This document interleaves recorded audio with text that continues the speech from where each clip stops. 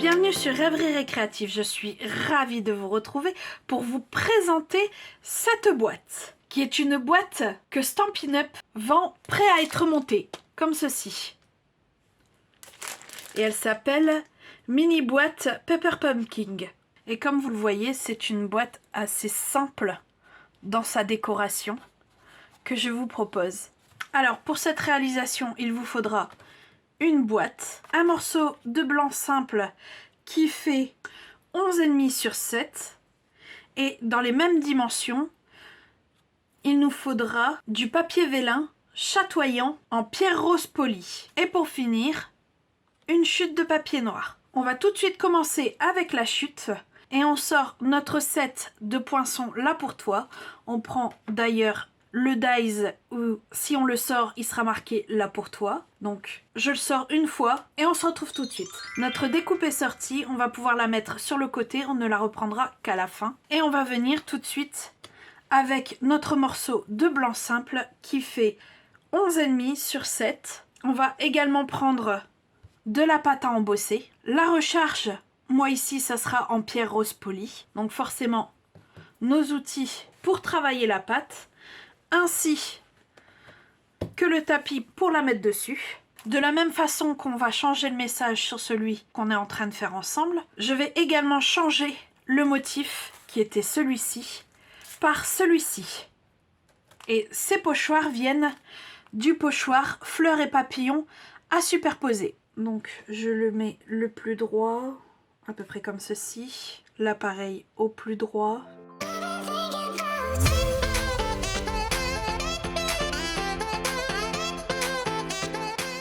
Voilà, notre support est déjà prêt. Et là, il va falloir préparer la pâte. Donc pour ça, soyez pas trop gourmand, il en faut pas énorme non plus. Je viens chercher un peu de pâte. Là, j'ai choisi la miroitante. Et ouais, il en faut vraiment pas plus. Surtout, refermez bien le pot pour éviter que ça sèche, parce que ça sèche relativement vite. Et on vient mettre 2 gouttes. C'est plus facile à en remettre qu'à en retirer. Donc on va aller par étapes. Surtout que le rose pierre poli est une couleur assez flash.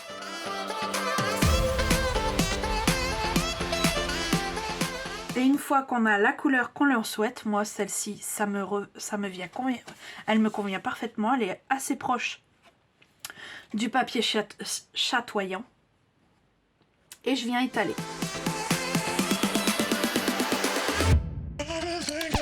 Alors tout de suite, on va venir tirer le pochoir et je vous conseille de nettoyer tout de suite. Voilà, notre fond est fait. Je vais pouvoir ranger ceci et mettre ceci à sécher sur le côté. On va passer à notre boîte à proprement parler.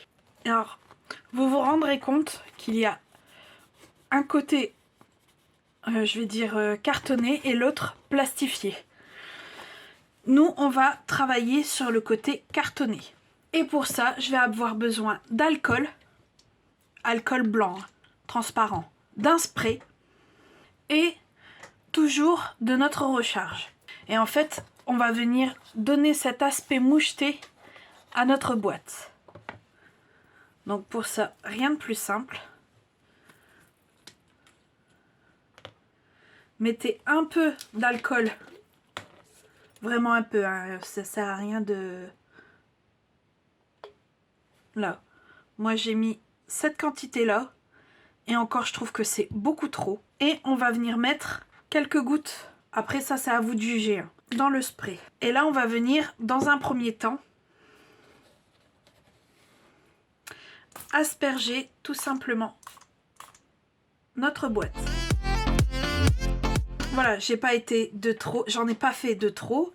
J'ai remis dans notre spray du colorant pour que ce soit bien plus foncé. Alors je mélange du mieux que je peux.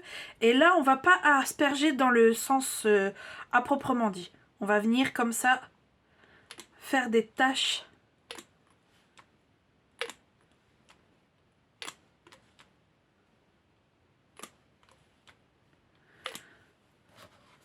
Sur notre boîte. Et bien sûr, comme je le fais là, n'hésitez pas à changer votre boîte de sens pour que les tâches soient vraiment aléatoires. Voilà, notre boîte est achetée. Je vais tout simplement la monter en commençant par marquer les plis. Voilà, j'ai marqué tous les plis. Et pour la monter, en fait, il n'y a rien de plus simple. On vient rabattre ce côté-ci avec celui-ci. Alors, vous voyez les deux petits languettes. Faites en sorte qu'ils soient comme ceci, là. Et on vient rabattre ici. De sorte que les petites languettes soient à l'intérieur. Et là, les deux pattes ici vont venir s'enclencher dans les deux trous qu'il y a là. Et le premier côté est mis. Donc pareil, on vient mettre les languettes comme ceci, rabattre ça et les petites languettes dans les trous là.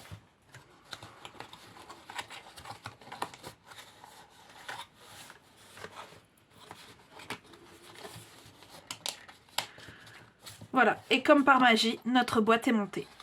Il reste pour la fermer comme ceci. Et en fait, les petites oreilles qui sont là, on vient les passer juste ici.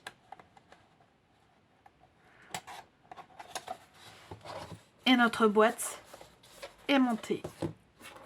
Donc, pour la suite, on va prendre notre papier velin chatoyant, ainsi que notre papier qu'on vient d'embosser et notre colle. Donc, on va mettre tout simplement de la colle tout le long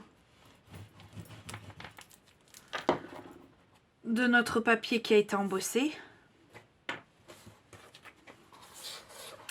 Là, on la prend comme ceci. Alors, je veux qu'il soit plus penché vers la gauche et notre papier embossé vers la droite.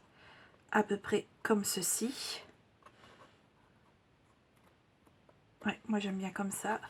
Je reprends, je mets de la colle sur notre papier vélin chatoyant où il y a notre morceau de papier embossé et je reviens coller tout simplement.